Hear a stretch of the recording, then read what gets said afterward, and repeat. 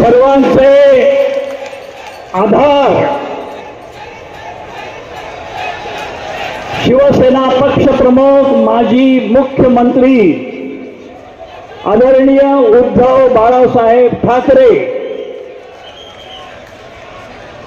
शिवसेना नेते खासदार संजय राऊत,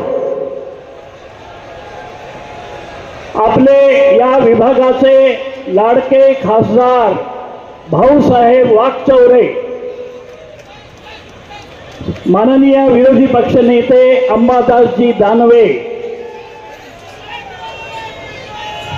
त्याचप्रमाणे व्यासपीठावरील सर्व मान्यवर, आपल्या या लढ्यातील एक प्रमुख नेते आणि अलीकडेच आमदारपदी आपण निवडून दिलेले ज.म. अभ्यंकर आणि जुन्या पेन्शनच्या शिलेदारांनो, एकच मिशन, हे जुनं नवं एकात्मिक, हे कळण्याआधी आम्हा सर्वांना एकच कळतं, जुनं ते सोनं. हे काही नवं मागणं आहे असं नाही. आपण जे आम्हाला देत होतात तेच द्या हे मागतात, जुनं मागतात. असे आकाशातले चंद्र तारे काही मागत नाही, हे तोडून द्या ते तोडून द्या. आम्हाला जे मिळत होतं ते जे बंद झालं तेच आम्हाला पुन्हा सुरू करू द्या. याच्यापेक्षा दुसरी न्याय्य मागणी असूच शकत नाही. आणि म्हणून आपल्या ह्या मागणीचा, विनंतीचा, जी आत्ताच या व्यासपीठावरून विनंती करण्यात आली, ती विनंती आपण सर्वजण ज्यांना आधार मानतो ते उद्धव साहेब निश्चितपणानं करतील, याच्याबद्दल माझ्या मनात शंका नाही. वेतन आणि पेन्शन हा खरं म्हटलं तर प्रत्येकाचा एक अधिकार आहे. वयाच्या 58व्या वर्षापर्यंत शहर असो खेड असो, राहायला घर असो नसो, जायला वाहन असो नसो, प्रत्येक सरकारी कर्मचारी, मग तो महसूल विभागातला असो की शिक्षक असो, आपली सेवा बजावत असतो. अख्खं आयुष्य सेवेत घातल्यानंतर त्याची अपेक्षा एवढीच की आता 98व्या वर्षानंतर मी निवृत्त झाल्यावर माझ्या पोरांकडे हात पसरून लाचारीनं उभं राहावं लागू नये.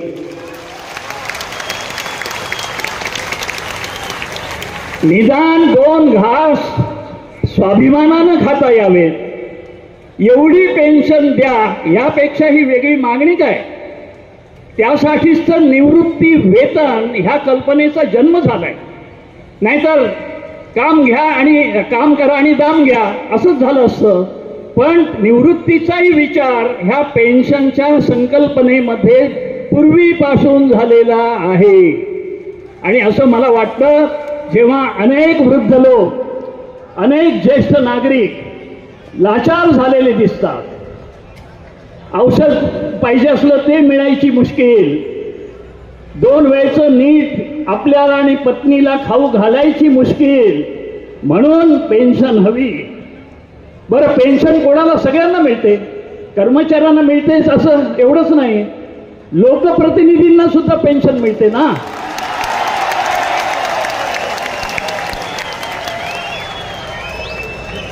मी 22 वर्ष आमदार होतो, 15 वर्ष विधानसभेत, 7 वर्ष विधान परिषदेत. पहिल्या वेळेला माननीय बाळासाहेबांनी आशीर्वाद दिला आणि विधानसभेत पाठवलं. त्यानंतर उद्धव साहेबांनी पुन्हा पुन्हा संधी दिली. ह्या 22 वर्षाची असं एक समजा की ती सेवा केली. सगळेच मानत नाहीत की लोकप्रतिनिधी करतात ती सेवा, पण आपण समजूया ती सेवा केली आणि त्यामुळे मला पेन्शन चालू झाली. किती? मला 84,000 रुपये पेन्शन मिळते. मला कोणाच्या समोर हात पसरायची पाळी येणार नाही. मी आणि पत्नी देव जेवढं आयुष्य देईल तेवढं आयुष्य 2 वेळ जेवू शकतो एवढे पैसे तर नक्की मला मिळत आहेत आणि मिळण्याची हमी शासनानं दिली आहे. पण माझंच नाही, सगळे आमदार, खासदार, मंत्री ह्यांना पेन्शनची तरतूद झाली. आपल्या राज्याचे जे 3 रिक्षाची 3 चाकं तसे जे तिघे आहेत त्यातले मिंधे पुढच्या नोव्हेंबरमध्ये निवृत्त होणार, घरी बसणार, पेन्शन चालू होणार. किती मिळणार? 70,000 रुपये मिळतील.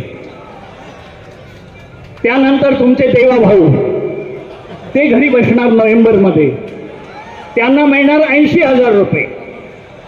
आणि तिसरे दादा, तिसरे उपमुख्यमंत्री, त्यांना निवृत्तीनंतर म्हणजे अगदी नोव्हेंबर पासून 90,000 रुपये पेन्शन मिळणार. काय कमी आहे काय? पुन्हा ऑटोमॅटिक आपोआप दर 5 वर्षांनी त्यात वाढच होत असते. बरं, हे झालं राज्याचं. केंद्रात काय? मी सगळ्यांचं उदाहरण कशाला घेत बसू, एवढं वेळी घ्यायचं नाही. आपले अगदी जनसामान्यांचे लाडले प्रधानमंत्री, त्यांना किती पेन्शन मिळणार आहे? मिळणार आहे की नाही? त्यांना अगदी आत्ता जरी ते घरी बसले, खरं तर मागच्या मे महिन्यात जनतेनं त्यांना घरी बसवायचीच तयारी केली होती.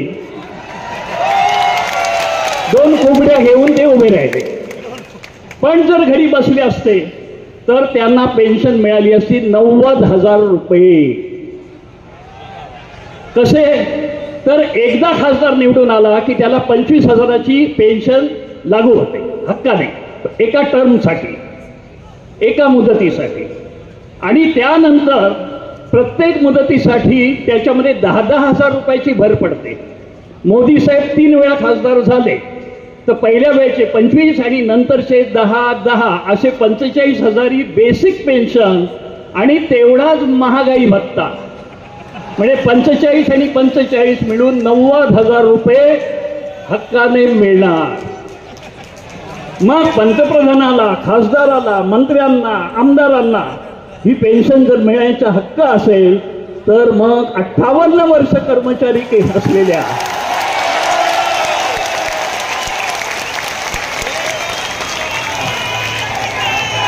मागितलं तर काय चूक आहे?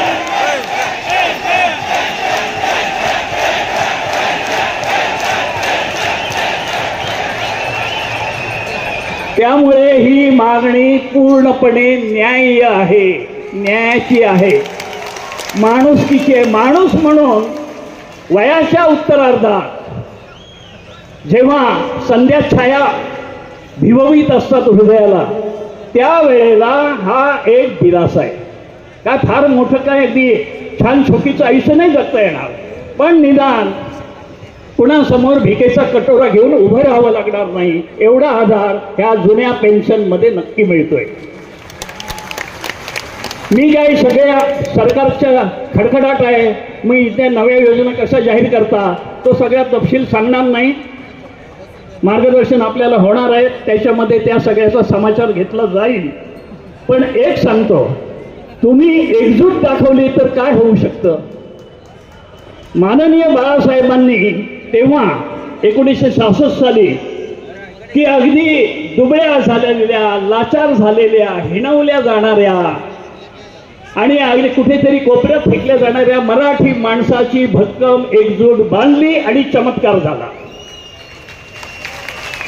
उद्धव साहेबांनी तीच एकजूट महाराष्ट्रात बांधली आणि तो चमत्कार कसा होतोय तो आपण बघितला. त्या चमत्काराचे तुम्ही साक्षीदार आहात. तुम्ही तुमच्या एकजुटीने मे महिन्यात झालेल्या लोकसभा निवडणुकीत महाराष्ट्राची ताकद दाखवून दिली आहे. तीच वज्रमूठ आता येणाऱ्या विधानसभा निवडणुकीच्या वेळेला तुम्हाला अशी वर करून दाखवावी लागणार आहे आणि तुमचं बोट हे महाविकास आघाडीच्या उमेदवाराच्या चिन्हावर पडणार. काही वेळेला अनावधानानं काही लोक खरं बोलून जातात. आपल्या राज्याचे सध्या टेम्पररी एक मंत्री आहेत, केसरकर, दीपक केसरकर. इथे बरेच शिक्षक आहेत आणि ते शिक्षण विभागाचे मंत्री आहेत. ते चुकून खोटं बोलतात, नेहमी खोटं बोलतात, चुकून खरं बोलले. ते बोलले ते शिवरायांचा पुतळ्याची जी दुर्घटना घडली त्यावेळेला ते असं बोलून गेले की वाईटातून केव्हा केव्हा चांगलं घडतं. आता तेच होणार आहे. तुमच्यामुळे जे काही वाईट राज्य अनुभवाला येतंय, दिसतंय, त्याची जी काही लढाई आता होणार आहे 2 महिन्यांनी, ह्या सगळ्या वाईटातून एक चांगलं होणार, ते म्हणजे महाविकास आघाडीचं सरकार येणार आणि उद्धव साहेब आपले मुख्यमंत्री होणार.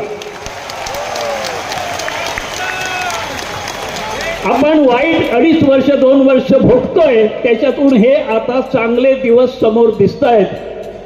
हे जर चांगले दिवस सगळ्या महाराष्ट्राला दिसत असतील तर तुम्ही पेन्शनची मागणी करणारे जे आहेत त्यांना सुद्धा आपल्याला जुनी पेन्शन मिळेल ही आशा मनामध्ये पक्की बाळगायला कोणतीही हरकत नाही. एवढंच बोलतो.